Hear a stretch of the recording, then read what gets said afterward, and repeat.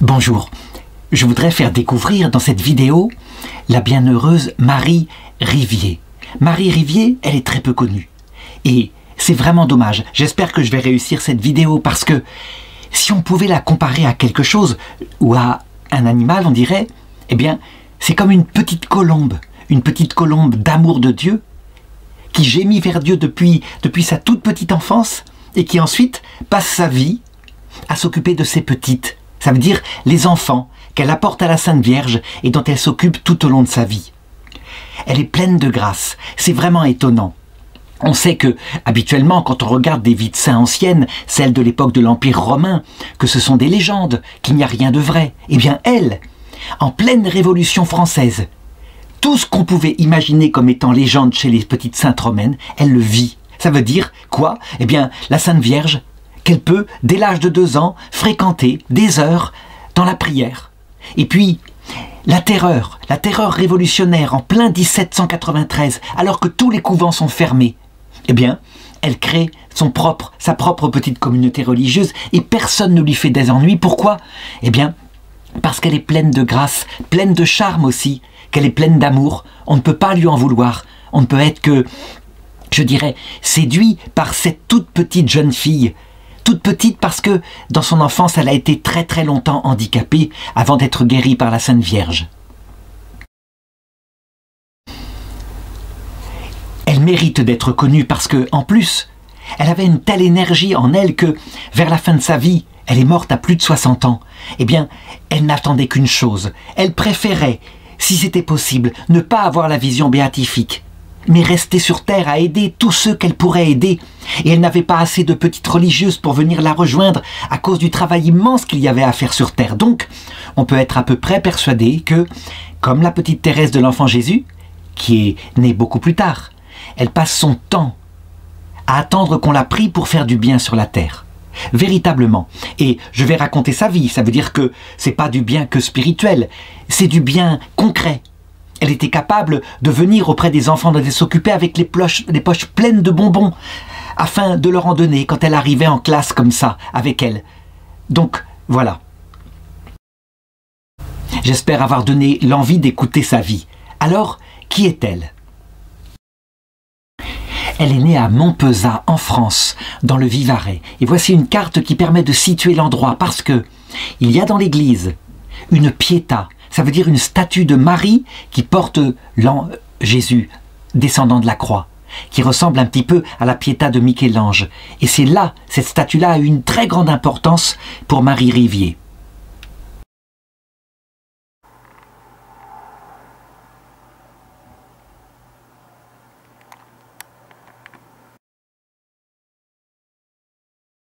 Elle est dans une famille très croyante, une famille de cette époque-là. 1768, c'est bien avant la Révolution française, et donc il y a dans les campagnes françaises cette foi solide. Alors on la baptise le lendemain, et elle grandit, elle est un bébé normal, tout à fait joyeux, qui est porté par sa maman, qui s'appelle Anne-Marie Rivière, et son papa Jean-Baptiste, elle est portée au baptême dès le lendemain de sa naissance. Elle va grandir sans problème jusqu'à l'âge de 18 mois où il se passe un premier événement dans sa vie qui est très étonnant. Sa maman l'a laissée sur le lit, et les lits à cette époque-là sont assez élevés. Elle est allée faire une activité et elle revient vite. Et elle, eh bien comme un bébé normal, elle s'est agitée. Et elle a basculé sur le pavé de la pièce. Et elle s'y est cassée la hanche. C'est quelque chose qui peut-être n'est pas grave. Les médecins viennent voir, ils essayent d'arranger les choses, mais ça ne s'arrange pas, bien au contraire. Elle n'arrive plus du tout à marcher à 4 pattes, elle n'arrive plus du tout à se lever. Elle est manifestement handicapée. Et on devine la grande douleur de la maman, sa culpabilité, et puis son grand frère qui s'appelle Louis et sa grande sœur qui s'appelle Cécile qui la cajolent du mieux qu'ils le peuvent. Alors, désespérée, la maman la porte auprès du sanctuaire de Notre-Dame de Pitié, dans le village, en suppliant la Vierge Marie de la guérir. Elle a à peine 2 ans donc, et quand elle revient, elle dit à sa maman « J'ai vu à la chapelle une belle dame qui me guérira. » Et la maman est surprise, elle lui dit « Quelle femme? Celle qui est derrière l'autel. » Elle le dit tout à fait naïvement, et la maman est bouleversée. Elle lui dit « Comment ça? Elle t'a parlé? Oui, oui, elle est là, elle me regarde. Et j'aimerais bien retourner auprès d'elle.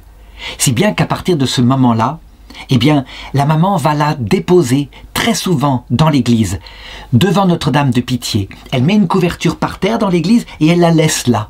Et l'enfant reste, elle reste des heures parfois, sans jamais s'ennuyer, les yeux tournés vers la dame, en la suppliant de la guérir.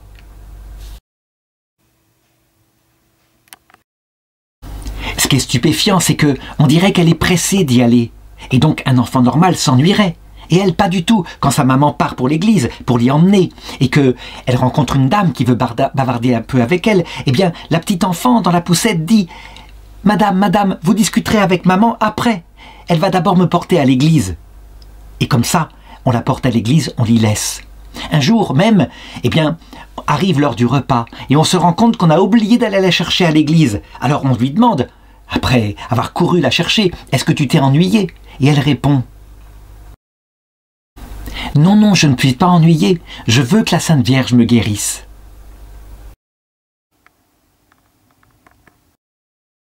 Et les parents ont noté soigneusement les prières qu'elle faisait sans arrêt, pendant des heures, devant la statue de la Sainte Vierge avec Jésus souffrant dans ses bras.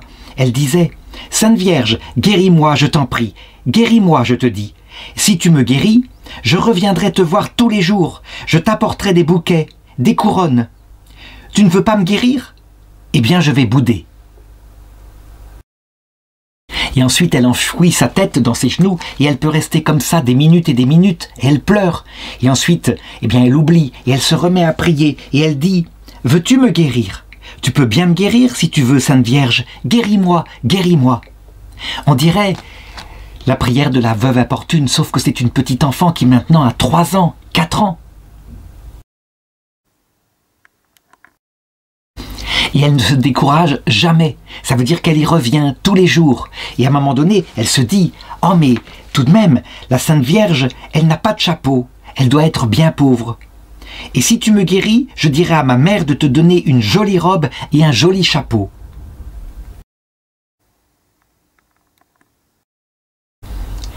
Et ce qui est remarquable, c'est qu'elle n'attend pas d'être exaucée. Non, elle va voir sa mère et elle lui dit « Donne-moi pour la Sainte Vierge une robe, un chapeau, et aussi une chaufferette et un tablier pour couvrir son fils. » Et un jour, alors qu'elle est un petit peu plus grande, la mère la verra même apporter un chapeau qu'on lui a offert et la mettre sur la tête de la Sainte Vierge. Et aussi essayer de lui passer une des belles robes qu'on lui avait données qu'elle n'arrive pas à enfiler, évidemment. Et la maman la récupérera et elle mettra à la place un don pour les pauvres.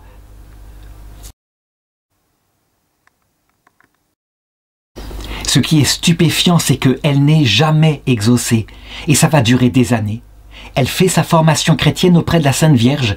Et à un moment donné, elle tourne son amour vers les pauvres. Ça veut dire qu'à un moment donné, on lui donne un sou. C'est son parrain qui lui donne. Eh bien, elle se fait porter dans la rue jusqu'à ce qu'elle trouve un pauvre pour lui donner à son tour le sou. Et elle est heureuse comme tout. Donc l'amour de Dieu qui déjà se transforme en amour pour le prochain. Et elle réfléchit dans son lit. Elle cherche déjà à cet âge-là la manière qui pourrait plaire à la Sainte Vierge. Et à un moment donné, elle trouve la solution. Elle lui dit « Sainte Vierge, guéris-moi et je te ramènerai des petites filles. Et je leur ferai l'école.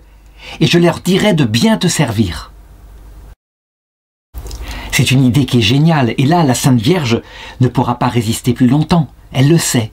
Eh bien, elle n'attend pas sa guérison. Et déjà, parce qu'elle a un caractère très enjoué, elle sait raconter des histoires. Elle réunit des petites camarades du village autour d'elle et elle leur fait la classe. Et elle leur parle de la Sainte Vierge et elle leur raconte des vies de saints. Et elles sont comme fascinées par la manière dont elle raconte. Elle a à peine 6 ans, nous sommes en 1774, et il faut la voir, comment elle tient sa classe. Elle est capable, quand une des petites filles n'est pas sage, de donner des punitions justes, mais des punitions réelles qu'il faut faire, et ensuite on se remet à l'étude. Ça veut dire que, alors qu'elle est toute petite, tous les talents qu'elle aura dans sa vie, et son talent de pédagogue ce sera extraordinaire, elle les manifeste déjà. Alors je voudrais m'arrêter ici parce que on se dit mais c'est stupéfiant.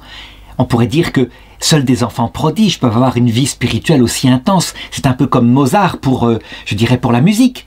elle est comme un Mozart de la sainteté. En réalité, le Seigneur a répondu à cette question. Il disait que les anges du Seigneur, les anges des enfants, voyaient Dieu dans l'éternité. Et sans doute que les enfants eux-mêmes voient leur ange très souvent. Ça veut dire que quand certaines églises refusent le baptême aux petits-enfants, je crois qu'ils ont tout à fait tort. La question radicale du sens de la vie, de ce qu'on fait sur terre, ce sont les questions que tout enfant, on peut se poser, on peut répondre, et la vie spirituelle, elle est tout à fait ouverte aux tout petits. Il suffit de leur en parler et de les entraîner à le faire. Quand on porte un enfant au baptême, en réalité, on lui donne la présence du Saint-Esprit. Et si on entretient cette présence par un juste enseignement et en priant avec l'enfant, ça se fait tout naturellement pendant des années, et c'est simplement ce qu'a vécu Marie Rivier de manière presque stupéfiante. Elle le fait devant Notre-Dame, qui porte son fils mort à la croix. Ça veut dire que la croix elle-même, elle y est enseignée. Et la Sainte Vierge qui ne l'exauce pas, eh bien elle fait grandir, comme elle le ferait avec une adulte, son désir dans son cœur. Elle insiste, elle ne cède pas, elle est présente à cela. Le malheur va d'ailleurs bientôt la frapper, puisque, à l'âge de 6 ans, son père, qui pourtant n'a que 35 ans, meurt brutalement. C'est évidemment un rude coup pour la famille. Et pour elle aussi. Eh bien, loin de se séparer de son père, qui est parti dans l'autre monde, elle passe par lui pour intervenir auprès de la Sainte Vierge, et ça marche. Elle obtient, par cette médiation, sa première guérison, on pourrait dire. Elle n'est pas entièrement guérie, mais tout de même. Le lendemain de la mort de son père, Marie a soudain l'impression qu'elle pourra marcher. Elle demande donc ses béquilles, elle fait plusieurs fois le tour de la chambre. C'est la fête de la nativité de la Sainte Vierge.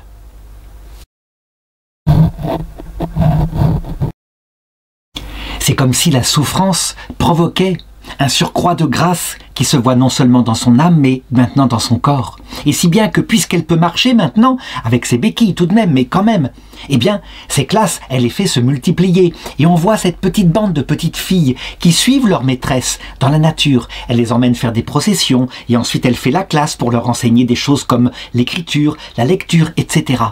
C'est une vraie petite institutrice. Toutes ses camarades, et les garçons aussi, l'aiment, c'est incroyable. Personne n'est jaloux d'elle, bien au contraire. Alors qu'en fait, comme elle est restée évidemment sans courir, sans marcher pendant des mois et des années, eh bien son corps est tout frêle, tout petit. Il n'empêche que, avec une espèce d'autorité qui émane d'elle, eh bien elle peut entraîner dans ses jeux perpétuels pendant des années toutes les camarades de la classe. En même temps, comme le papa est mort, et donc le commerce qu'il faisait de vin en gros a disparu, eh bien la maman s'est lancée dans des bricolages pour gagner la vie, en particulier l'élevage de dindes. Et donc il faut garder les troupeaux de dindes, eh bien elle s'y met avec ses camarades tout en jouant à ce que j'ai dit. Alors on sait que dans la théologie catholique tout de même, quand il y a quelque chose comme ça de si limpide, qui est sans souffrance, si ce n'est la souffrance physique, mais la souffrance physique n'est qu'extérieure à l'âme. On pourrait se dire, mais comment est-ce qu'elle va progresser dans cette chose si importante pour aller vers le ciel, qu'est un cœur tout humble, un cœur brisé? Eh bien, c'est le Seigneur qui va susciter les épreuves en elle, puisqu'elles ne peuvent pas être suscitées par la méchanceté des camarades, puisque elle les a tous qui l'aiment. Elle va vivre une épreuve intérieure dès cet âge-là. C'est une épreuve qui ne va jamais la quitter, j'en reparlerai souvent dans cette vidéo. En réalité, elle veut tellement être parfaite devant la Sainte Vierge, tellement, je dirais, faire la volonté de son Fils Jésus, que elle en est presque atteinte par une maladie spirituelle qu'on appelle le scrupule. Ça veut dire que elle ne pêche pas, bien sûr, ce sont que des péchés véniels, et des péchés véniels bien involontaires. Et bien malgré tout, quand elle les fait, qu'elle est un peu distraite, qu'elle n'est pas comme il faudrait, eh bien, elle en est malade, profondément. Et elle passe énormément de temps à aller voir le prêtre pour se confesser. Et le prêtre est au courant. Il essaye de la soulager de ça, de la consoler, de lui dire que ce n'est pas bien grave, qu'elle ne doit pas s'en faire. En fait, elle vivra toute sa vie cette épreuve intérieure du scrupule, tout en... Ça ne se voyait pas extérieurement, puisqu'elle était la plus joyeuse, la plus gaie des petites filles parmi ses camarades. C'est absolument étonnant. Ça veut dire aussi que le Seigneur, lorsqu'il a affaire à un petit oiseau joyeux comme ça, qui ne peut pas connaître la souffrance par les autres, alors il est capable de l'envoyer lui-même, par son Esprit Saint, de manière à ce que, elle aussi, elle découvre sa pauvreté. Nul ne peut voir Dieu sans mourir à soi-même, et elle n'y échappera pas. Évidemment, comme le Seigneur la réserve pour une grande mission, et la Sainte Vierge en particulier, eh bien, il va la guérir à un moment donné, mais très tard. Elle a maintenant 9 ans. Et un jour, alors qu'avec ses béquilles, elle transporte un objet, elle trébuche, elle tombe, et elle se casse la jambe. On pourrait dire, mais c'est une drôle façon de se guérir. Toujours est-il que les médecins sont appelés, ils accourent. Nous sommes exactement le 31 juillet 1777 et ils se disent qu'il va falloir l'immobiliser pendant des mois, encore une fois, pour que ça se ressoude et qu'elle ne va pas guérir comme ça, ce qui va encore affaiblir son corps, bien évidemment. Surtout qu'à l'époque, il n'y a pas la rééducation musculaire comme maintenant. Alors la maman a une idée. Elle court au sanctuaire de Notre-Dame de la Pitié, comme j'ai montré tout à l'heure, et elle va prendre de l'huile du sanctuaire, elle la ramène à la maison. Sa fille, récite avec moi un Salve Regina pour la Sainte Vierge, je vais te mettre sur la jambe un peu d'huile de son sanctuaire de Pradelles, et elle te guérira, tu verras.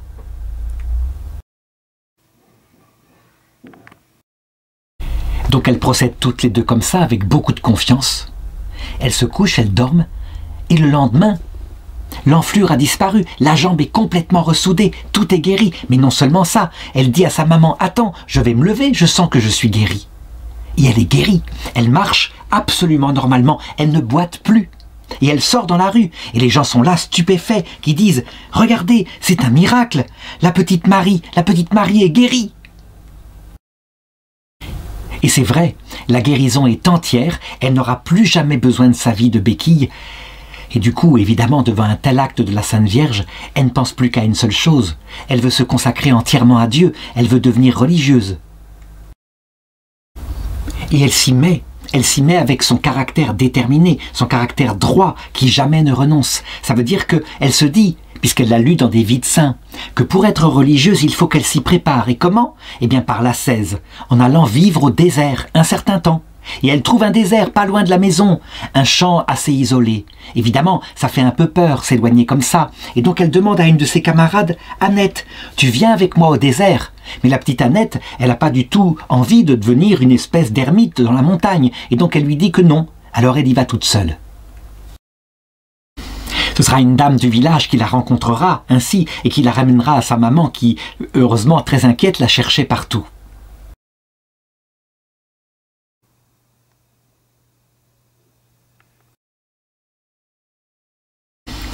Elle va donc développer ce qu'elle a développé depuis toujours, mais en s'appuyant de plus en plus sur la Sainte Vierge, dont elle médite les mystères, et en particulier le mystère de sa présentation au temple. C'est quelque chose qu'on raconte à l'Église, qui n'est pas dans l'Écriture, mais on raconte qu'à peu près au même âge, la Sainte Vierge fut présentée au temple par sa maman Sainte Anne, qui l'avait eue très tard. Elle était une femme stérile.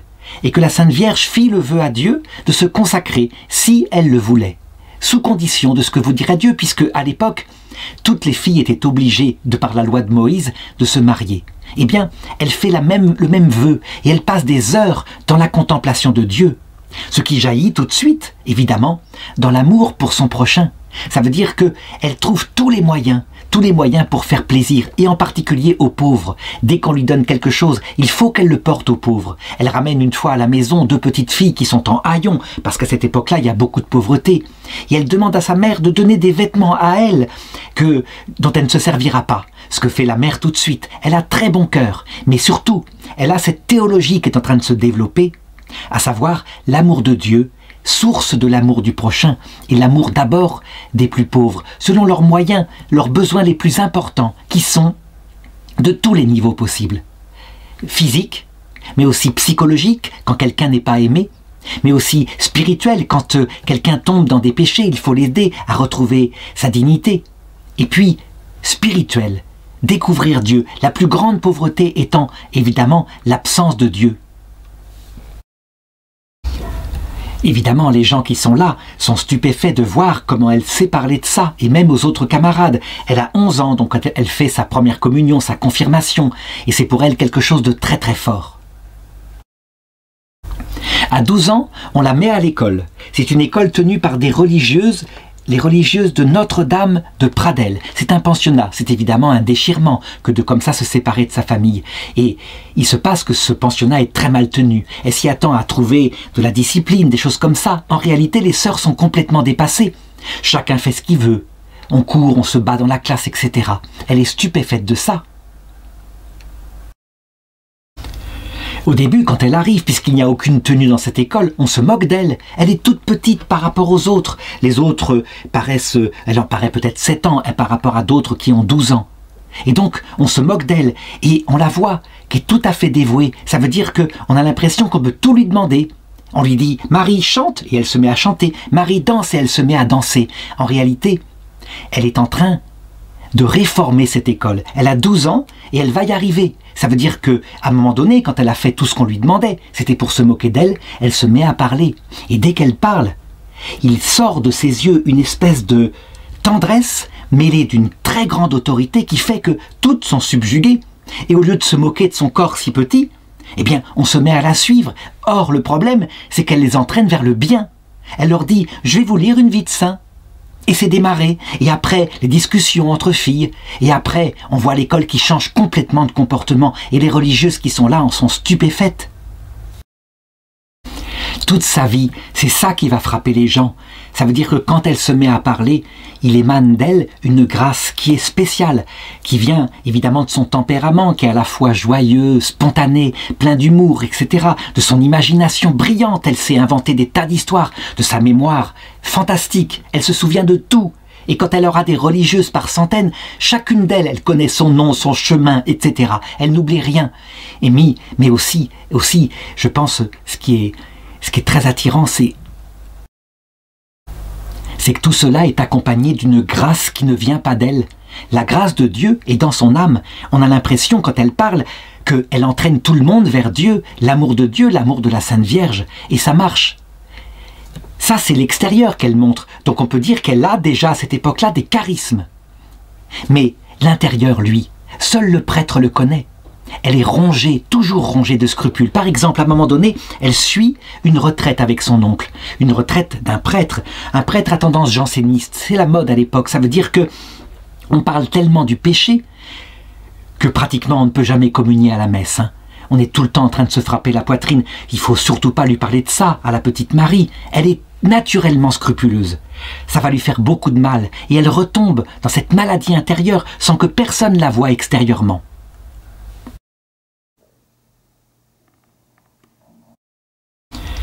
C'est assez étonnant. Et ça, ce qu'elle va vivre dans cette grande épreuve-là, on pourrait le dire, c'est sans doute une sorte de nuit de l'esprit, quelque part comme ça, qui ressemble aussi à de l'anorexie mentale. Ça veut dire qu'elle est tellement désespérée par les péchés qu'elle fait qu'à un moment donné, eh bien, elle veut être parfaite devant Dieu et donc ne rien demander, ne pas s'imposer. Et donc à table, où le plat est servi pour tout le monde, elle est revenue à sa maison.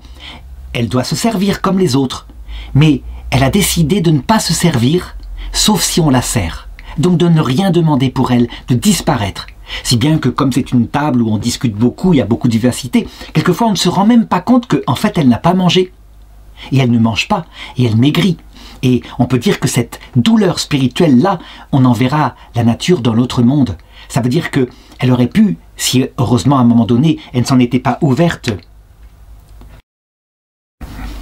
à une voisine pour lui expliquer son effort et que la voisine n'en avait pas parlé à la maman qui à partir de ce moment-là va faire attention et donc va faire qu'elle puisse reprendre son poids et ne pas sombrer dans cette maladie terrible de notre époque qu'est l'anorexie. Il est possible que des médecins disent « mais non, l'anorexie mentale, c'est souvent le cas de jeunes filles, en particulier, qui veulent tellement être parfaites, ne serait-ce qu'aux yeux de leur papa, de leur maman, que du coup, elles se font maigrir afin d'être belles, et c'est souvent des danseuses classiques. Eh bien, pour Marie Rivier, c'est peut-être ça, mais par rapport à Dieu, être absolument parfaite devant Dieu, et elle n'y arrive pas. En tout cas, cette épreuve est bien cachée. Alors, elle veut réaliser maintenant sa vocation, devenir éducatrice pour apporter plein de petites filles à la Sainte Vierge. Et donc, elle va voir au pensionnat de Pradelles, afin de peut-être entrer chez les sœurs, de les suivre dans leur vocation. Mais les sœurs la voient arriver, elles sont fort contentes. Elles se rappellent ce qu'elle a fait, l'amélioration qu'elle a fait dans l'école. mais avec sa santé si fragile, sa taille toute petite, elles hésitent et elles finissent par lui dire que non, non, elle n'arrivera pas à suivre une telle règle. Alors, elle ne se décourage pas. Elle dit, puisque Dieu ne veut pas de moi dans un monastère, eh bien, je vais créer moi-même le monastère. Et ce sera une communauté religieuse pour les enfants. Alors, ni une ni deux, elle court voir le curé et elle lui dit, « Monsieur le curé, je voudrais ouvrir une école pour les enfants. » Le curé qui la voit arriver si jeune, si petite, nous sommes en 1786, donc elle a 18 ans. Mais surtout, elle paraît être incapable d'avoir une autorité sur les enfants, et donc il est dubitatif, il lui dit « Oh, vous êtes sûr de ça? Mais vous n'y arriverez pas, vous n'aurez jamais l'autorité. » Et elle lui répond « Ah mais non, détrompez-vous, vous savez, je sais faire, j'ai l'autorité. » Et elle en sait quelque chose, elle s'est entraînée toute sa jeunesse. Et puis elle insiste et elle lui dit « Vous savez, je l'ai promis à la Sainte Vierge et elle m'a guéri pour ça. Il faut que je le fasse. Et la Sainte Vierge m'aidera. » Et le curé lui répond « Tu ferais mieux de vendre des graines avec ta mère. Bon, cependant, si tu tiens absolument, essaye, moi je t'en empêcherai pas. » Et vous voyez, le simple autorisation comme ça, même si elle est superficielle, ça lui suffit, elle se lance. Et elle fait ouvrir toutes les portes, il lui faut d'abord un local. Alors elle va chez les tertiaires dominicaines qui sont stupéfaites et qui disent on a bien une pièce là qui est vide, oui pourquoi pas, tu viendras, essaye. Et les gens sont là qui regardent avec un petit rire, qui se moquent, qui prédisent l'échec, comme d'habitude, elle n'en a cure. Et elle commence à réunir autour d'elle des enfants en disant que l'école ouvrira tel jour à telle heure. Évidemment, ils viennent, ils sont nombreux, il y a des garçons, il y a des filles. Certains des garçons sont beaucoup plus grands qu'elle, et puis ils n'ont aucune idée de ce que c'est que la discipline en classe. Ils sont jamais allés à l'école, donc ils viennent surtout pour s'amuser, sans doute, pour voir comment elle va faire. Et elle est plus petite qu'eux, et elle commence la classe. À l'extérieur, il y a les voisins qui écoutent en riant sous cape, en s'attendant évidemment à des chahuts, à des batailles, etc. Et ils n'entendent bientôt que le silence et la voix de la maîtresse. C'est incroyable. En fait, cette petite bonne femme, toute petite, moins d'1,50 m, quand elle se met à parler, il sort de ses yeux quelque chose qui fait que, à la fois, il y a de la bonté, mais il y a de l'autorité. On ne broncherait pas une seule seconde devant elle, et on écoute. Et dès le départ, c'est organisé, parce que, tout de même, il ne faut pas faire une seule discipline. Certes, il faut apprendre à lire, à écrire, à compter, c'est des choses comme ça. Mais il faut aussi du catéchisme, il faut aussi des leçons de morale. Elle doit former leur volonté, elle doit les préparer à leur métier. Par exemple, pour les femmes, pour les petites filles, un métier souvent comme tenir la maison. Pour les garçons, éventuellement, être bien dans son foyer, être un père de famille. Elle donne toute cette formation-là avec la chose la plus importante pour elle, évidemment, quand elle parle du bon Dieu et de la Sainte Vierge, et qu'elle explique à ses enfants, à quoi sert la vie? Donc tout est cohérent, tout est mesuré comme il faut, et quand il faut punir, elle punit. Et on fait la punition avec une grande joie parce qu'on sait qu'on la mérite. Donc jamais d'injustice chez elle, mais plutôt des récompenses quand il faut, et ça marche.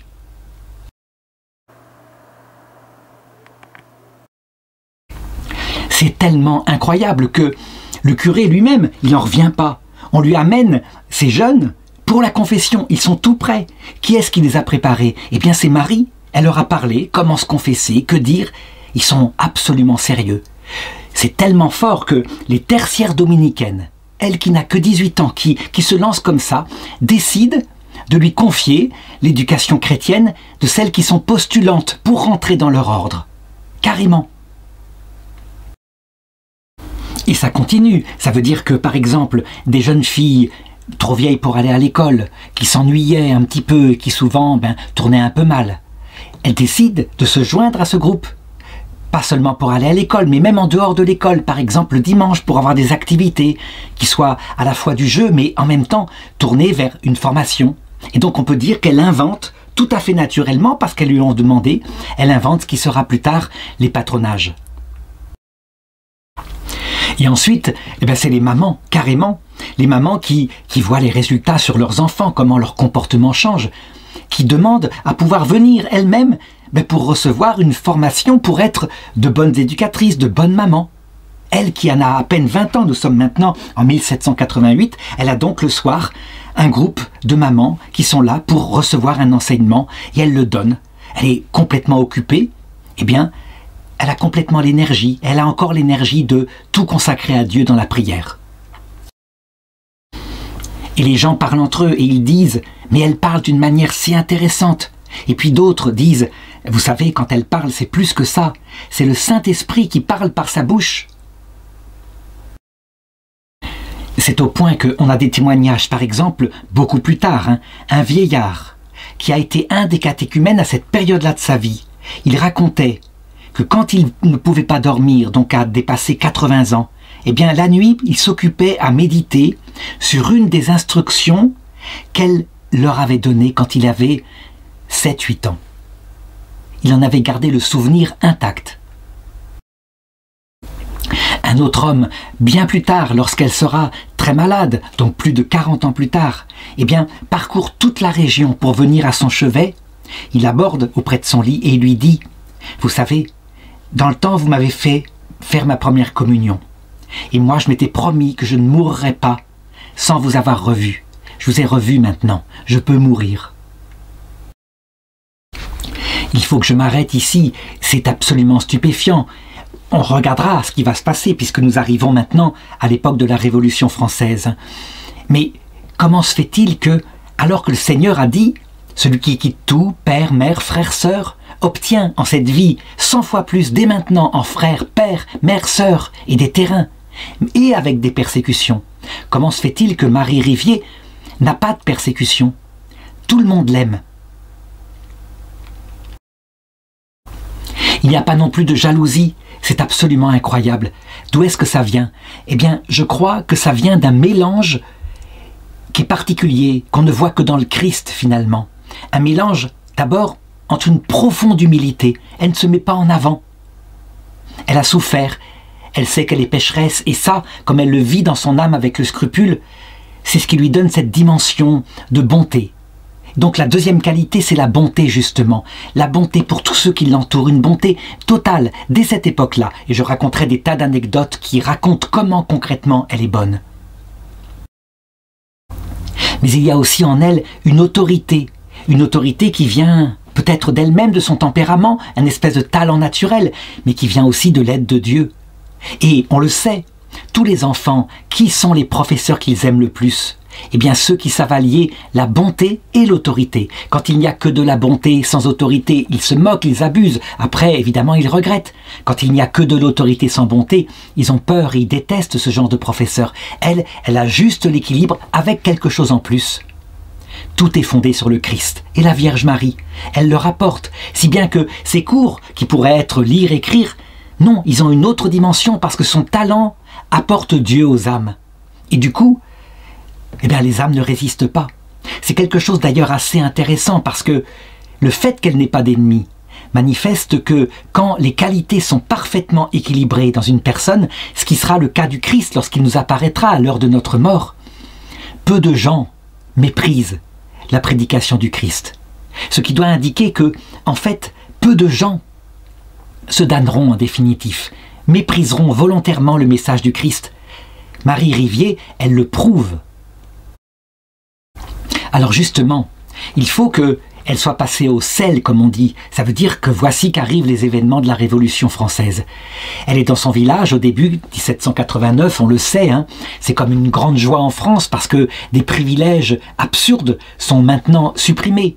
La noblesse qui ne payait pas d'impôts paye des impôts. On peut chasser dans les campagnes. Donc des tas de réformes qui sont très intéressantes et qui, je dirais, qui remplacent un système qui était à bout de souffle sans doute.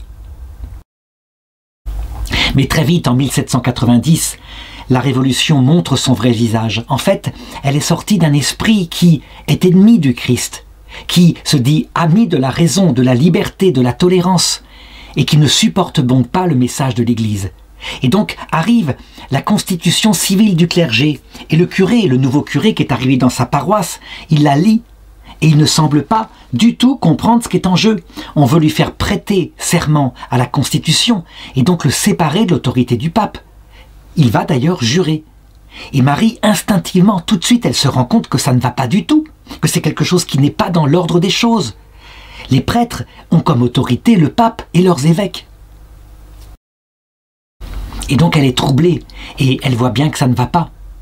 D'ailleurs, Elle entend parler d'un vicaire dans le secteur qui, lui, a la même attitude qu'elle, qui a compris qu'il ne faut pas aller dans cette voie-là. Alors, à un moment donné, nous sommes pendant les vacances, elle quitte discrètement la ville de Montpezat et elle se rend vers un autre village, Saint-Martin de Valamas. Et elle laisse à une de ses compagnes, Henriette Chambon, le soin de reprendre l'école à la rentrée. Mais évidemment, elle n'a absolument pas le même talent que la petite Marie. Et tout de suite, lorsqu'elle arrive là-bas, eh bien, elle ouvre à nouveau toutes ses œuvres. Ça veut dire l'école, le patronage, la réunion des femmes adultes, etc. Et c'est immédiatement un succès. Elle a totalement l'expérience maintenant. Elle a 22 ans. Elle en paraît 15. Et elle est adorée tout de suite. Elle se donne tellement qu'elle tombe malade. Et alors on voit les gens qui se précipitent de tous les côtés pour l'aider, pour qu'elle guérisse. Elle peut se reposer, elle se remet évidemment. Et elle va continuer tout cela sans problème. Et voilà qu'arrive la grande terreur, celle où on guillotine tout le monde. Eh bien elle continue, elle est simplement un petit peu plus prudente. Elle revient à son village de Montpezat parce que Henriette ne s'en sort pas. Elle l'aide et tout revient immédiatement en ordre.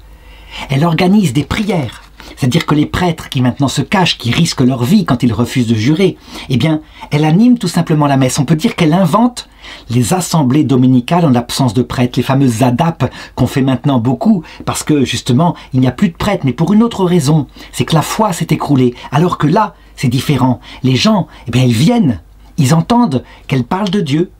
Elle ne prend pas le rôle du curé, mais elle parle de Dieu, et ils viennent en foule. Quelle est la réaction des autorités révolutionnaires? Eh bien, certaines, pour la forme, menacent en disant « Mais qu'est-ce que c'est que cette fille qui parle de Dieu?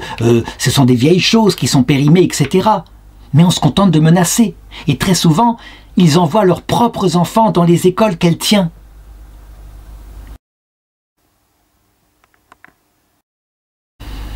Le frère, lui, eh bien, il dit à un moment donné en riant « Mais elle va finir par nous faire couper la tête.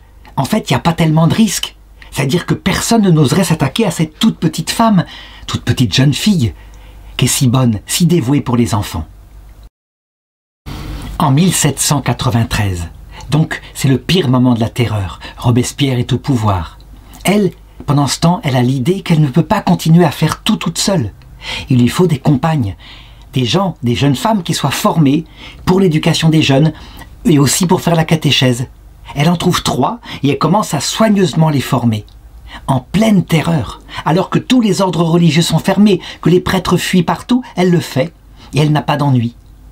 Elle les forme soigneusement, évidemment, et c'est ce qu'on pourrait appeler le premier embryon de la congrégation de la présentation de Marie. Pourquoi la présentation de Marie? C'est le nom qu'elle va donner à sa congrégation. Eh bien, je l'ai dit, quand elle s'était présentée à Dieu, à un moment donné, toute jeune, comme Marie, pour se consacrer, qu'on n'avait pas voulu d'elle au couvent, alors elle avait créé son propre couvent. C'est ce qu'elle est en train de faire. Et c'est aussi vers cette période-là qu'elle va avoir la douleur de perdre sa maman, qui n'a pourtant que 48 ans, tandis qu'elle en a 25. En fait, elle est atteinte de ce qu'on appelle une hernie étranglée. Ça veut dire un morceau d'intestin qui est sorti par un orifice dans le ventre et qui s'est étranglé. C'est quelque chose à l'époque qui est mortel.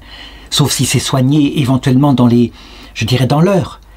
Et malheureusement, donc, elle accompagne sa maman vers la mort et elle dira toujours d'elle « Si j'ai l'honneur un jour d'aller au paradis, après avoir salué Jésus et la Sainte Vierge, j'irai voir ma maman. »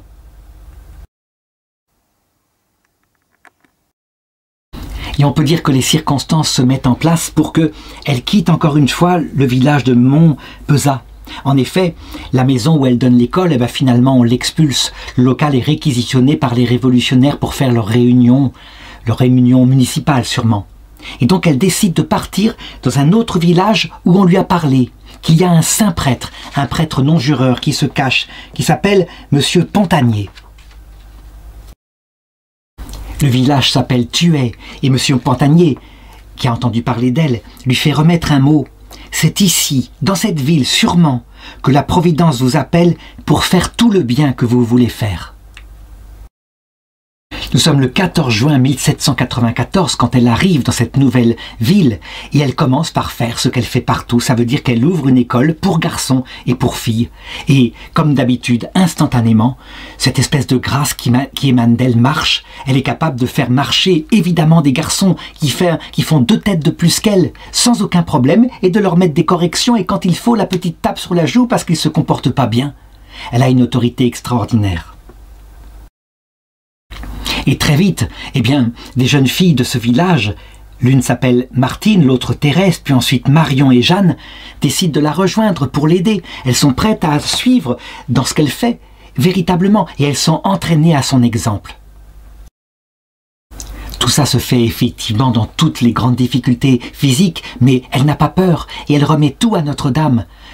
Ça veut dire que dans l'école, quelquefois on a faim, ça va jusque-là. Il n'y a pas de pain pour se nourrir. Et puis, les 4 jeunes filles qui l'ont rejointe, elles sont pas très cultivées. Il faudrait quelqu'un qui puisse les former, quelqu'un qui ait davantage de culture. Alors elle y va. Elle va rencontrer une jeune fille qui pourrait faire l'affaire parce que elle a manifesté avoir une vocation. Et elle lui dit « Je veux faire un couvent. Venez avec moi. » Et la jeune fille lui répond « Mais vous n'avez pas seulement de quoi acheter un tablier, et vous voudriez fonder un couvent à 25 ans. Avec quoi nourrirez-vous et habillerez-vous vos filles? Oui, mademoiselle, je ferai un couvent, et il sera grand, et j'aurai des filles, beaucoup de filles, et de bien des pays, et rien ne manquera. Mais qui vous donnera l'argent pour faire tout cela? Et elle répond, la Sainte Vierge.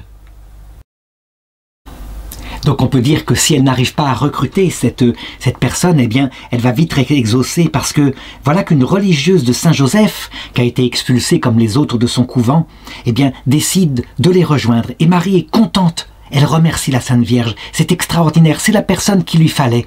Elle va pouvoir former maintenant des vraies institutrices.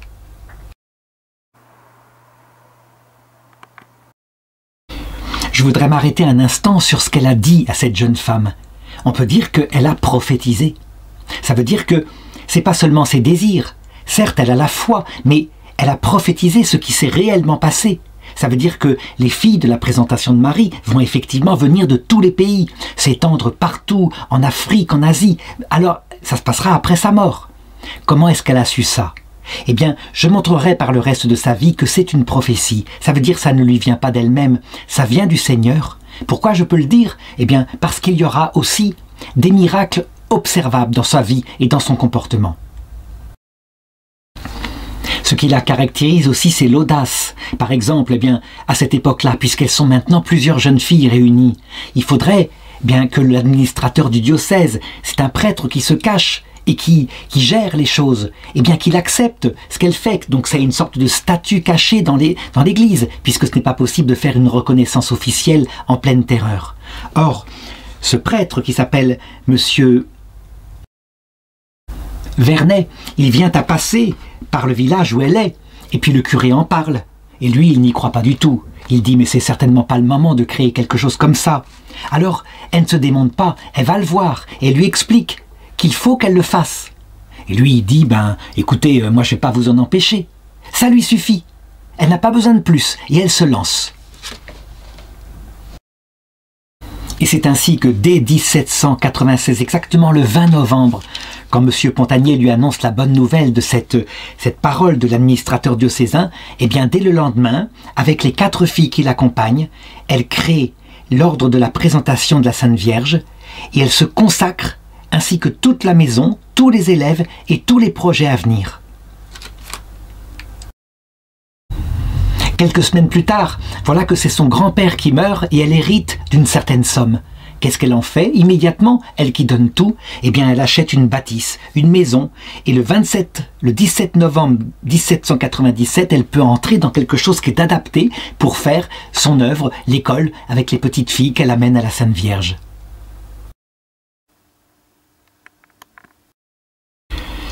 Et dans la région, on fait tout pour l'aider. Maintenant, l'administrateur, qui s'est mieux renseigné, eh bien, l'encourage du mieux qu'il peut. Par exemple, un curé du secteur, eh bien, lui adresse 3 jeunes filles de sa paroisse dont il sait qu'elles ont une vocation. Et alors, elles viennent, et elles sont stupéfaites. Elles voient une toute petite jeune fille, et elles partent, disant au curé, mais je ne peux pas comprendre que vous nous ayez envoyé à une personne comme cela. Elle est toute petite, et voilà qu'elle se mêle maintenant de fonder une congrégation. Mais c'est quoi, ça ne marchera jamais. Et le curé lui répond, vous vous trompez.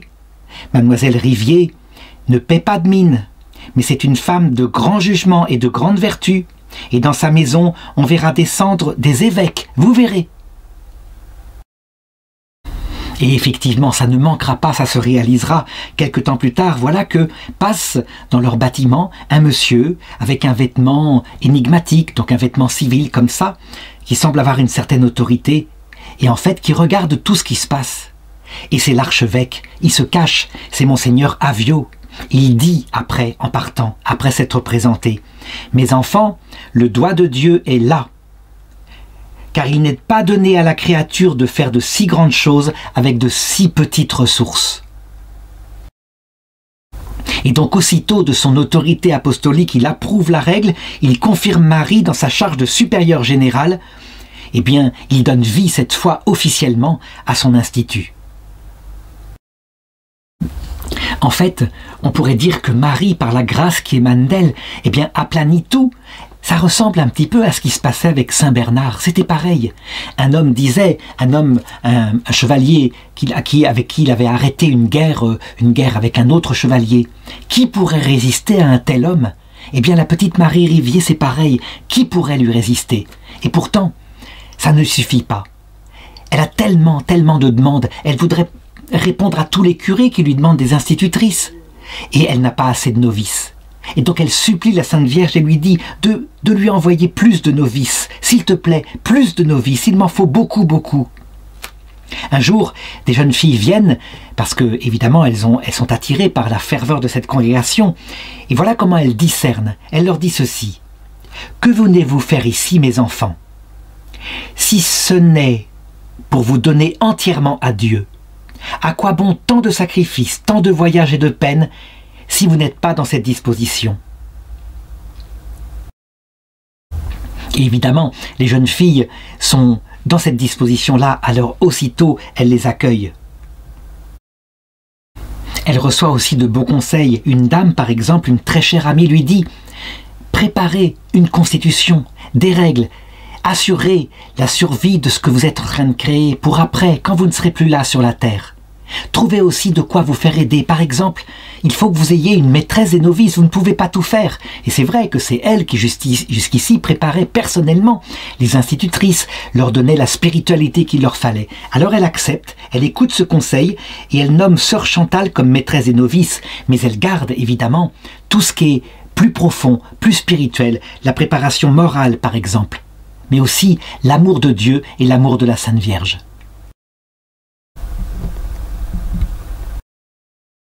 Alors je voudrais maintenant, à travers une série de fioretti de Marie Rivier, raconter ce qui fait sa spiritualité, qu'est-ce qui explique cette énergie qu'elle a et qui émane sur les autres. Eh bien, procédons par ordre. D'abord, une foi, une confiance en Dieu totale. C'est étonnant, mais sans doute ça vient de son intelligence. Elle se dit, tout ce qui m'arrive, Dieu ne peut le faire que pour le bien, et donc je lui fais confiance. Et donc, quand il arrive des difficultés, je les prends comme telles, et donc elle les prend dans la joie. Un exemple de la foi communicative qu'elle a, mais qui véritablement produit des miracles. Un jour, sœur Thérèse, qui est celle qui s'occupe des comptes, vient lui demander la permission. « Ma mère, permettez-moi de passer demain la journée dehors. » Alors elle lui demande « Mais pourquoi donc ?» Ben, en effet, demain, c'est le jour de la foire, et donc tous nos créanciers vont venir réclamer leur argent. Et j'aime mieux ne pas être là. J'ai pas assez pour les payer. Alors elle lui répond, fille de peu de foi, mais avec un bon sourire. Je vous demande demain d'être là et vous verrez, vous paierez toutes vos dettes. Et la pauvre sœur Thérèse, ben elle obéit et elle passe une très mauvaise nuit. Mais voilà que le matin se présente un homme avec une bourse et qui dit, voilà ma sœur, c'est un argent que j'ai gagné, on me l'a donné et je n'ai rien à en faire. Donc je vous le donne pour votre congrégation, faites-en ce que vous trouverez bon. Et effectivement, elle peut payer toutes les dettes. Et cette foi totale fait que le Seigneur, en fait un modèle pour ses sœurs, avec des choses comme de la multiplication des pains. Alors ça ne se passera pas avec des pains, mais avec de l'huile. À un moment donné, les sœurs viennent la voir en lui disant « Demain, on n'aura pas de quoi faire la cuisine, on n'a plus du tout d'huile. » Et Mère Marie, de leur dire « Mais allez vérifier. Vous verrez, il y en a plein d'huile, je crois. » Et elles disent « Mais non seulement on a vérifié, mais en plus on a lavé le fond de la cruche, il n'y avait plus rien, plus rien. » Et elle leur dit « Mais j'insiste, allez vérifier. Vous verrez, il y a de l'huile. » Elles y vont. Et elles trouvent la marmite entièrement pleine d'huile, mais à ras-bord, avec une huile blonde, une huile magnifique. Et elles se demandent d'où elle est venue. Elles savent que c'est la prière de Marie, la prière que Marie fait à la Vierge Marie, qui obtient ça. Et donc, c'est stupéfiant. La deuxième qualité, c'est l'humilité. Une humilité qu'elle n'a pas acquise comme ça, hein. Elle l'a acquise ne serait-ce que parce que son âme est atteinte par la maladie du scrupule toujours. Ça veut dire son incapacité qu'elle croit à être une bonne supérieure. Elle y croit sincèrement. Et cette maladie, eh bien, la met dans une dure épreuve, mais maintient son âme en enfer. Et elle ne désespère pas. C'est quelque chose comme ça qu'elle vit. Et elle l'a si bien compris, parce que cette intelligence spirituelle, elle l'a, et elle retient tout ce qu'elle a appris dans son expérience spirituelle, que dans ses enseignements, on peut dire que c'est un véritable docteur de l'Église qui parle. Par exemple, quand elle parle à ses sœurs de l'humilité, elle leur dit ceci. « Il arrivera qu'une sœur fera du bien par des catéchismes et des instructions. Elle y parlera bien, avec beaucoup d'énergie, de belles histoires. Et vous verrez qu'au ciel, on s'apercevra qu'en réalité, elle n'a fourni que des paroles, tandis que le bien est venu par le mérite de la petite novice qui l'accompagnait en priant silencieusement, ou de la sœur cuisinière qui préparait saintement le dîner. » En fait, elle sait très bien que les charismes qu'elle a ne viennent aucunement de ses mérites, c'est un don de Dieu pour le bien de l'Église, rien d'autre. Elle est une servante inutile, et c'est ses scrupules qui lui permettent de le savoir. Voilà d'où lui vient cette humilité. Attention, je ne veux pas dire que le scrupule est une chose bonne, non, c'est une écharde dans sa chair comme saint Paul, afin qu'elle ne s'enorgueillisse pas. Et son écharde à elle, c'est celle-là. Troisième vertu, une charité pour Dieu, vraiment. Je dirais que toute sa vie est fondée sur sa prière, elle pratique l'oraison silencieuse, elle a une vie contemplative, permanente. Et heureusement, Dieu lui donne la grâce que dans ses immenses activités, eh bien, à un moment donné, il vient comme habiter dans son cœur. Elle n'a pas d'effort à faire pour se concentrer dans des longues heures de prière. Il est là, en perpétuité. Attention, ceci ne lui est pas venu naturellement. Il faut passer de longues heures, et elle l'a fait dès l'âge de 2 ans, à chercher Dieu pour lui-même, pour qu'ensuite, il se laisse trouver dans les pauvres qu'elle sert. Et cette charité vis-à-vis de Dieu, avec la Sainte Vierge, avec les saints, les anges, se traduit en une charité très concrète pour le prochain. Et là, je voudrais raconter une série d'anecdotes pour bien que ceux qui ont envie de la prier sachent qu'elle ne l'exaucera pas seulement spirituellement, elle les exaucera matériellement. Par exemple, un jour, voilà qu'une petite fille de 6 ans est très malade et on sait qu'elle va mourir. Et elle vient vers elle, elle est désolée. Si elle pouvait donner sa vie pour qu'elle vive, mais elle sait qu'elle va mourir. Alors elle lui demande « Est-ce que tu désires quelque chose, ma petite fille ?» Et elle lui répond « Oui, oui, j'aimerais avoir des souliers rouges. » Et donc aussitôt elle se tourne vers la sœur du vestiaire et elle lui dit « Cherchez où il le faut des souliers rouges, il faut lui apporter des souliers rouges. » Et la sœur du vestiaire, pris par d'autres activités, oublie. Et la petite fille meurt. Et Mère Marie vient voir la petite fille pour prier auprès de son corps et s'aperçoit qu'on l'a habillée joliment avec une jolie petite robe blanche, mais qu'elle a des chaussures blanches. Et elle demande « Mais comment ça se fait? Elle n'a pas ses chaussures rouges ?»« Oh, j'ai oublié !» répond la sœur vestiaire. « Oh, eh bien tout de suite, allez en chercher, prenez le temps. » Elle n'a pas eu ses chaussures rouges de son vivant, il faut qu'elle les ait maintenant. Et elle les verra. Et on lui met ses petites chaussures rouges, elle ira donc dans le tombeau avec ses petites chaussures rouges. À cette époque-là, nous sommes maintenant en pleine période napoléonienne. Il y a énormément de morts au combat, il y a donc énormément d'orphelines. Et donc, eh bien, elle fait quelque chose pour les orphelines, elle les reçoit comme ses propres enfants. Et vraiment, on est loin de ce qu'ont connu, par exemple, dans les années 1930, une période où les religieuses estimaient qu'il fallait être très autoritaire. Et quelquefois, ça a traumatisé certains de nos grands-parents. Elle, c'est de la tendresse, et elle le dit. Tant qu'il me restera un morceau de pain dans les plus... Eh bien, je le partagerai avec mes orphelines. Et elle leur fait des très belles robes vertes, jolies. Et elle s'occupe d'elles. Jamais elle ne les abandonnera. Et ces orphelines, quelquefois, seront reconnaissantes toute leur vie. Elle leur a apporté tout ce qu'il fallait pour qu'elles réussissent ensuite leur vie. Alors, un petit geste qu'elle fait... Un jour, une petite orpheline fait une grosse bêtise, elle sèche les cours, elle va se promener dans les bois. Évidemment, la maîtresse est très très mécontente, parce que tout de même, il faut assister à l'école, on ne fait pas l'école buissonnière. Et donc, elle l'apprend à Marie. Et Marie reçoit la petite fille qui a trouvé dans les bois 2 petites hirondelles. Elle les a dans sa main. Eh bien, au lieu de la punir, elle lui dit ceci, « Tu assisteras bien à l'école, qu'est-ce que tu veux que je te donne maintenant ?» Et la petite fille de dire, pour se faire pardonner, « Moi, je vous ai amené 2 petits oiseaux. » Alors elle lui donne un premier gâteau, et la petite fille ouvre les mains, et la première hirondelle s'envole. Et puis elle lui donne un deuxième gâteau, la deuxième hirondelle s'envole. Et c'est qu'ainsi qu'elle est très indulgente, pas de punition pour ça. Et elle remercie cette petite fille pour ce beau cadeau, ces petits oiseaux qu'elle a voulu lui offrir.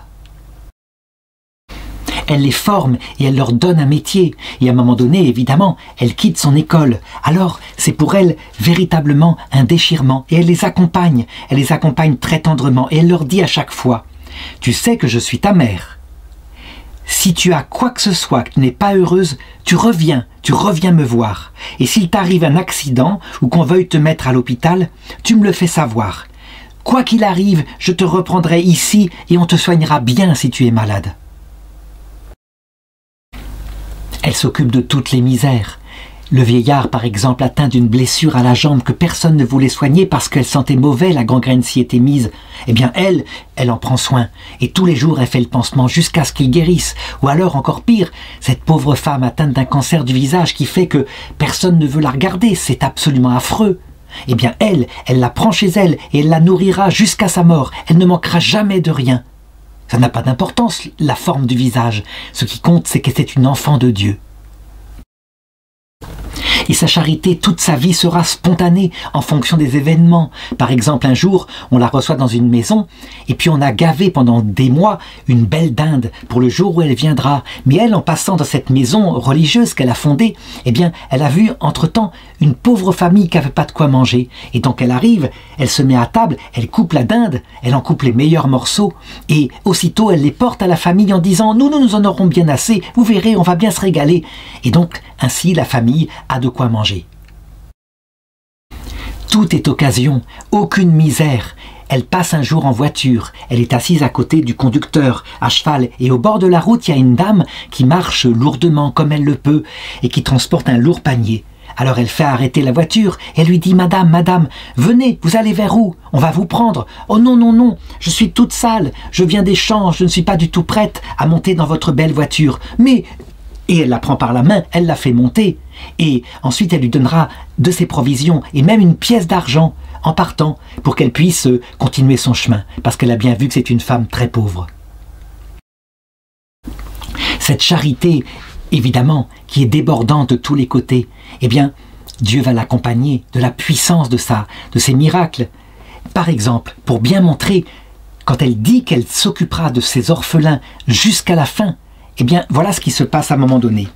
Il y a un petit garçon, enfin un ancien petit garçon qu'elle a eu à 5 ans qui s'appelle Jean. Et ce petit garçon ne l'a jamais oublié. Et puis il devient, quand il est adulte, soldat. Et puis ensuite il se marie. Il commence un commerce. Et malheureusement, il ne sait pas faire. Et ça se passe mal. Il est très endetté. Et finalement, un jour, pris de panique, il a peur qu'on vienne le saisir. Il s'enfuit dans la campagne. Et à un moment donné, il s'endort au bord du fossé, complètement épuisé. Et puis alors qu'il dort, tout d'un coup, il la voit qui lui apparaît dans son rêve et qui lui dit « Jean, où vas-tu ?»« Je n'en sais rien, mère, je fuis. » Et elle lui dit à ce moment-là « Ne va pas plus loin. Tu reviens à la maison. Tu retournes dans ta maison, tu vas voir, toutes tes affaires vont s'arranger et ça sera fini à la fin de la semaine, tout sera bien. » Il se réveille, il est stupéfait. Il revient chez lui. Il trouve sa femme qui l'attendait, et effectivement, tout va s'arranger de façon incroyable, de l'argent qui va lui revenir, etc., à la fin de la semaine. Et ça, il le racontera plus tard. Ça, c'est étonnant comme charisme. C'est pas un don de bilocation. Elle apparaît dans son rêve, C'est quoi? C'est quelque chose d'unique? Et bien voilà, on l'a ici. Donc je racontais toutes ces histoires afin qu'on sache à quel point elle avait les pieds sur terre. Mais évidemment, il y avait en elle cette charité supérieure qui fait qu'elle ne se résolvait pas à s'occuper uniquement de la pauvreté matérielle, psychologique, morale, mais aussi de la plus grande chose, l'instruction religieuse. Et elle le dit à ses sœurs. Elle le dit, la sœur de la présentation est pénétrée de la sainteté et de la sublimité de sa vocation. Ça, c'est un passage de sa règle. Elle éprouvera une secrète joie au moment de donner l'instruction religieuse. Ce doit être l'occasion, l'occupation chérie de son cœur. Partager avec Jésus-Christ cet amour tendre et ardent qu'il a pour les âmes rachetées de son sang, apprendre aux enfants à le connaître et à l'aimer dès leur plus jeune âge, préparer à l'Église de vraies chrétiennes. Quel honneur!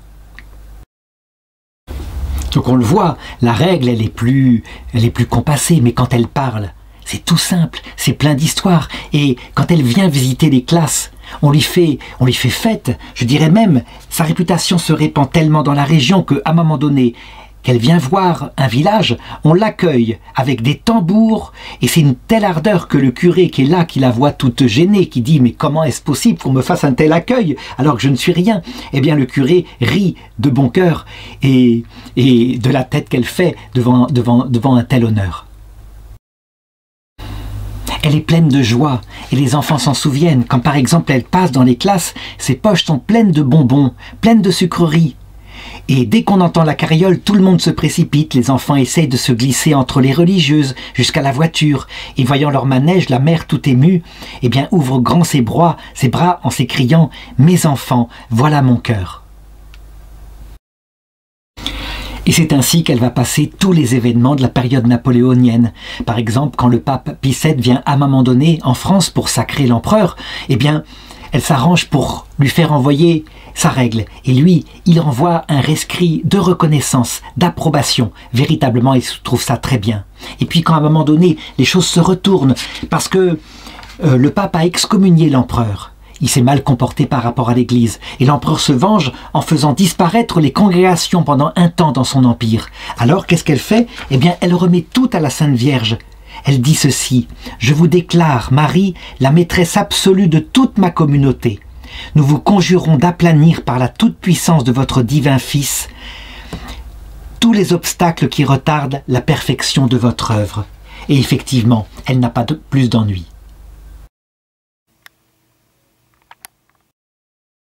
Alors elle continue son œuvre.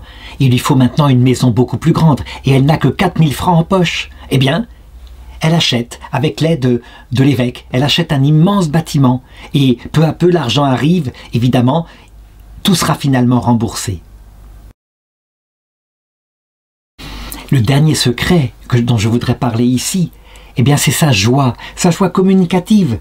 Elle n'attend que l'avenue du Seigneur et donc rien ne saurait le séparer de lui. Elle sait que plus elle avance en âge, plus elle s'approche de lui.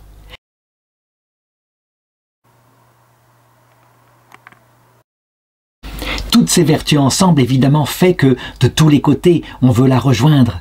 Il y a encore une anecdote qui est très amusante. Lorsqu'elle construit ce nouveau couvent, donc avec le noviciat, il y a aussi des enfants qui sont là à l'école. Et puis il faut imaginer comment ça se passe. Il y a les poules qui sont là, qui se promènent dans la nature, et qui rentrent le soir dans un poulailler. Et les poules, eh bien, elles pondent un peu partout.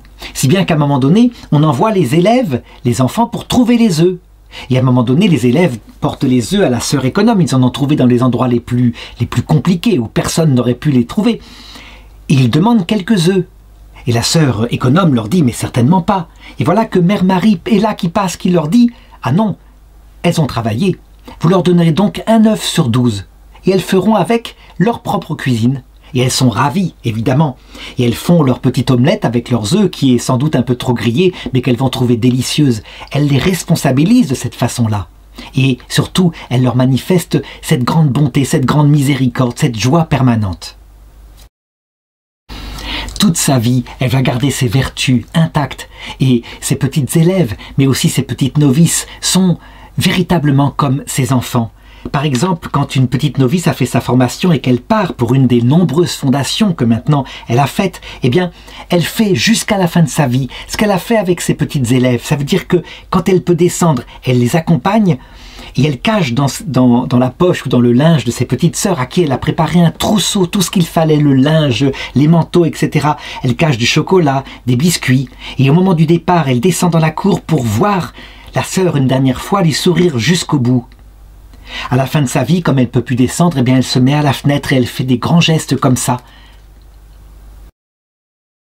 Une fois, une petite novice qui part pour commencer son apostolat est tout émue et elle lui dit « Ma mère, vous me connaissez, vous savez, je ferai beaucoup de bêtises dans ma vie. » Et elle lui répond « Eh bien moi, mon enfant, je vous les pardonnerai toutes. Allez-y, partez, plein de courage, vous réussirez. »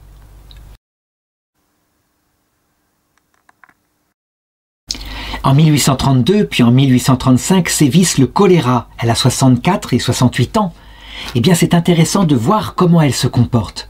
On peut dire que elle est dure avec elle-même. Ça veut dire que sa vie ne compte pas. Et donc, quand il faut aller s'occuper des malades qui sont très contagieux, elle y va.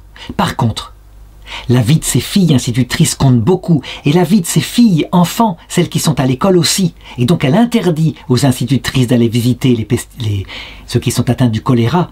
Et surtout, quand elles ont classe, il ne s'agirait pas de contaminer les enfants. Je voudrais maintenant raconter la fin de sa vie.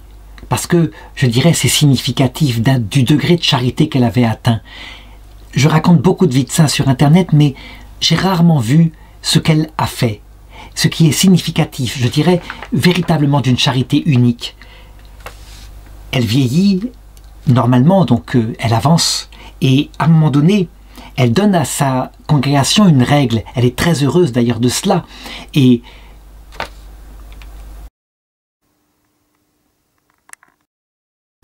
elle leur dit à cette occasion, « Je voudrais que notre congrégation porte le feu de l'amour de Dieu et de la connaissance de Jésus-Christ partout. Il me semble que je ferais le sacrifice de ne jamais voir Dieu si je pouvais travailler toute l'éternité au salut des âmes. »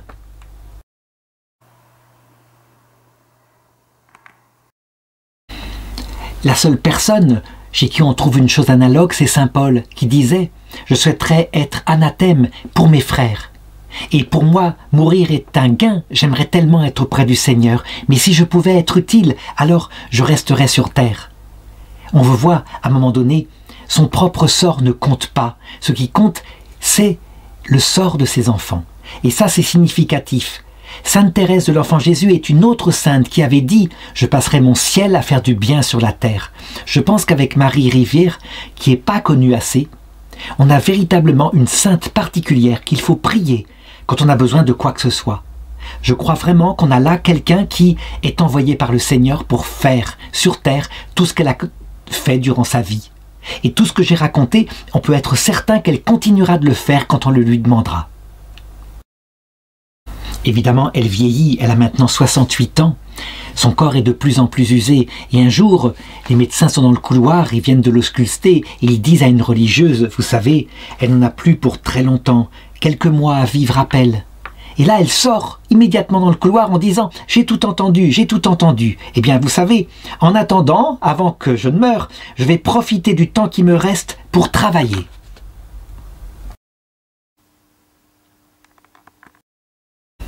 Et on lui dit « Mais ma sœur, reposez-vous quand même, reposez-vous et puis prenez les médicaments qu'on vous donne. » Et elle répond « Je ne donnerai pas un sou pour diminuer mes souffrances. Je veux que tout ce que le bon Dieu veut, je le veux parce qu'il le veut. Et si le bon Dieu me proposait d'entrer au ciel et de continuer à souffrir, je ne balancerai pas, je choisirais de souffrir, même jusqu'à la fin du monde. » En août 1837, on l'a conduit, et cette fois elle est dans un fauteuil roulant, auprès du lit de sœur Angèle qui est mourante. Et alors elle lui dit « Eh bien ma fille, vous voilà sur la croix avec Jésus-Christ. »« Oui ma mère, et vous aussi. Et cependant, vous prenez la peine de venir me voir. Merci. Êtes-vous bien en paix, mon enfant? Oui, ma mère, je suis contente. » Et toutes les deux pleurent de joie et d'émotion, et elles s'embrassent l'une d'autre. Et pendant ce temps, évidemment, dans l'école qui est au-dessous, les enfants font neuvaine sur neuvaine, ne veulent absolument pas perdre leur mère. Ils savent qu'elle porte tout. Et elle est stupéfaite de ça et elles disent « Mais comment est-il possible qu'il m'aime autant alors que je suis laide, vieille, fripée? C'est pas possible !»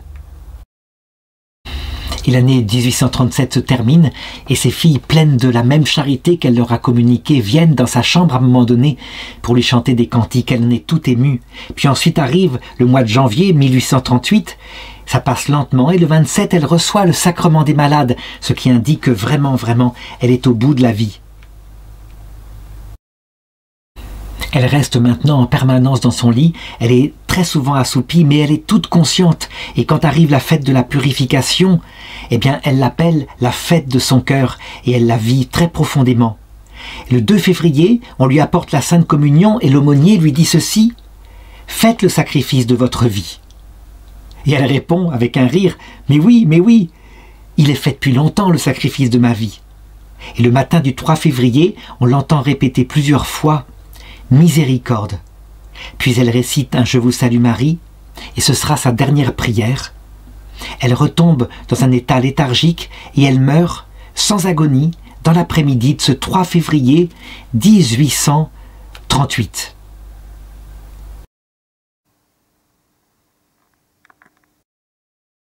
Il est inutile que je raconte davantage les grâces extraordinaires qui ont commencé juste après sa mort à arriver et les lettres de tous les pays qui arrivaient dans sa maison, eh bien, pour signifier qu'on avait prié Mère Marie Rivier et qu'on avait été exaucé.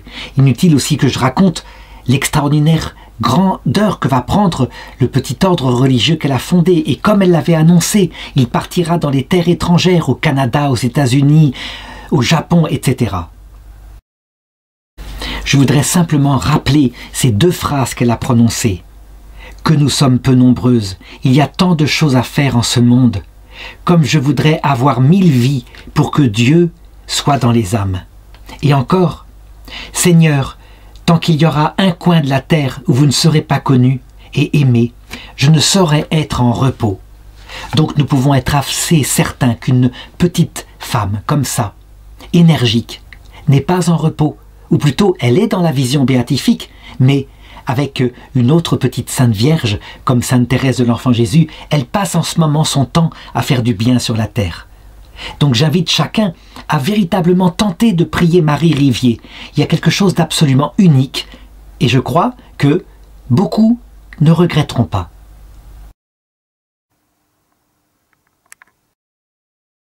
Elle a été béatifiée par Jean-Paul II le 23 mai 1982, et donc comme il reste encore sa canonisation à obtenir, eh bien ça donne une raison de plus à obtenir d'elle des miracles. Évidemment, ils viendront du Christ, elle n'est que intercessrice.